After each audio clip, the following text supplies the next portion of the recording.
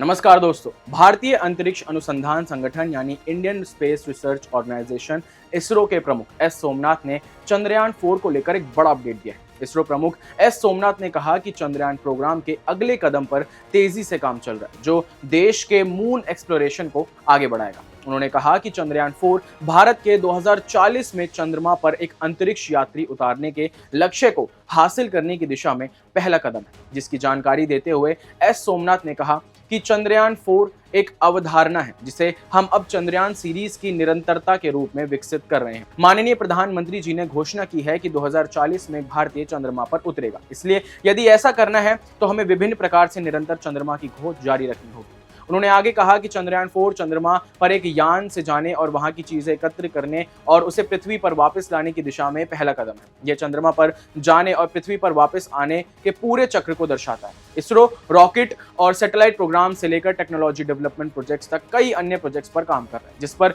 S Somnath ने कहा कि हमारे पास इस वक्त बहुत सारे प्रोजेक्ट हैं, जिसमें rocket project, satellite project, application project और टेक्नोलॉजी डेवलपमेंट प्रोजेक्ट भी शामिल है। आपको याद दिला दें कि भारत ने पिछले साल अगस्त में मिशन चंद्रयान 3 के तहत चंद्रमा के दक्षिणी ध्रुव पर सफलतापूर्वक सॉफ्ट लैंडिंग कर इतिहास रच दिया था और चांद के दक्षिण क्षेत्र पर उतरने वाला वह दुनिया का पहला देश बन गया था, जिसकी वजह से भारत की चंद्रयान 3 मिशन टीम को सफल मून एक्सप्लोरेशन के लिए प्रतिष्ठित 2024 जॉन एल जैक स्विगर्ट जूनियर पुरस्कार मिला है।